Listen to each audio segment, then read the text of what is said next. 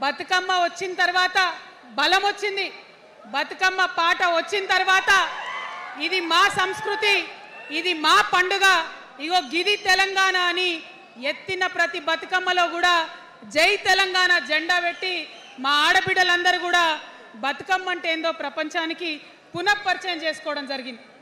ఏ ఉద్యమానికైనా డెఫినెట్గా భౌగోళిక స్వరూపం ఉంటుంది, శక్తులు ఉంటారు, వ్యక్తులు ఉంటారు, కానీ ఒక సాంస్కృతిక పునాది, సాంస్కృతిక నేపథ్యం ఉన్నప్పుడే ఆ ఉద్యమాలు తుదముత్తాయని చెప్పి అందరం కూడా అనుకుంటాం. తెలంగాణ ఉద్యమానికి బలమైనటువంటి సాంస్కృతిక పునాదినిచ్చి ఆడబిడ్డలందరినీ ఉద్యమంలో జత చేసినటువంటి ఘనత ఇక్కడ ఉండేటటువంటి జాగృతి కార్యకర్తలదేనని నేను ఇవాళ సగర్వంగా ప్రకటిస్తూ ఉన్నాను. మరి ఇవాళ మిమ్మల్ని నేను కోరేది ఒకటే, కష్టపడ్డాం, తెలంగాణ తెచ్చుకున్నాం, కానీ మనం కలలు కన్న తెలంగాణ వచ్చి 12 ఏళ్ళైనా ఇంకా కూడా మనకు రాలేదు. ఏమేం కలలతో తెలంగాణ తెచ్చుకున్నామో ఆ కలలన్నీ ఇంకా నిజం కాలేదు. మరి తెలంగాణ ఉద్యమ రథం, ఆనాటి ఉద్యమ రథసారథి కేసీఆర్ గారి నేపథ్యంలో తెలంగాణ ఉద్యమ రథం ఎక్కడనో దారి తప్పింది. తెలంగాణ ప్రజల ఆర్తిని అది అర్థం చేసుకోలేకపోయింది. డెఫినెట్గా సామాజిక తెలంగాణ రథచక్రం అనేది విరిగి ముక్కలైపోయింది. ఒక కొత్త రాష్ట్రం వచ్చిన తర్వాత ఏ తరహా అయితే పని జరగాలో, ఏ తరహా అయితే పనులు ప్రారంభించుకోవాలో అవి జరగలేదని చెప్పడానికి ఒక ఇంత బాధపడతా ఉన్నాను.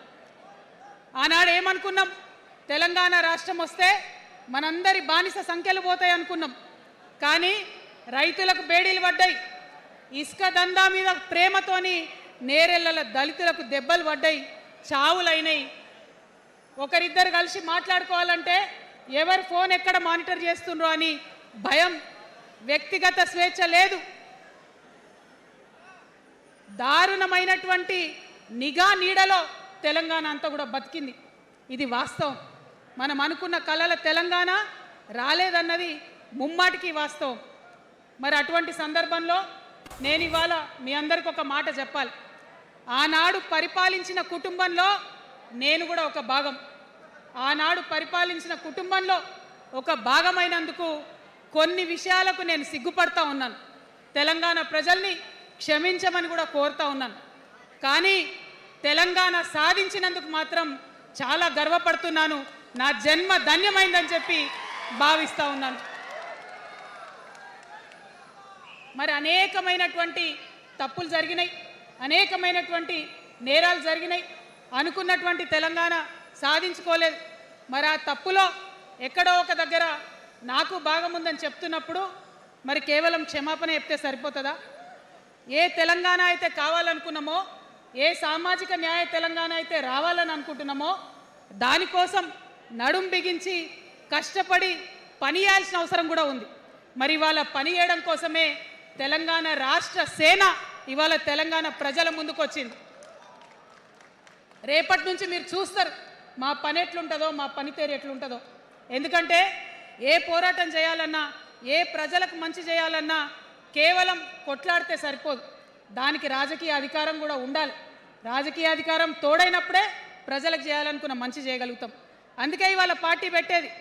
అదర్వైజ్ గత 11 నెలల నుంచి తెలంగాణ జాగృతి చేస్తున్న పోరాటాలు మీరు చూస్తున్నారు. ఎన్ని పోరాటాలు తీసుకున్నాం, ఎన్ని రకాలుగా సక్సెస్ సాధించడం మీరు చూసిండ్రు. కానీ ఉట్టి పోరాటాలు సరిపోవు, ఖచ్చితంగా రాజకీయ అధికారం ఉండాలి. దానికోసమే ఇవాళ తెలంగాణ రాష్ట్ర సేన మీ ముందుకు వచ్చిందని చెప్పి నేను సగర్వంగా ప్రకటిస్తూ ఉన్నాను. మరి ఈ పొలిటికల్ పార్టీ ఏదైతే తెలంగాణ ప్రజల కోసం వచ్చిందో అది టెక్నికల్గా అధికారం తెచ్చుకోవడానికి, ఎన్నికల్లో పాల్గొనడానికి డెఫినెట్గా బాగుంటుంది.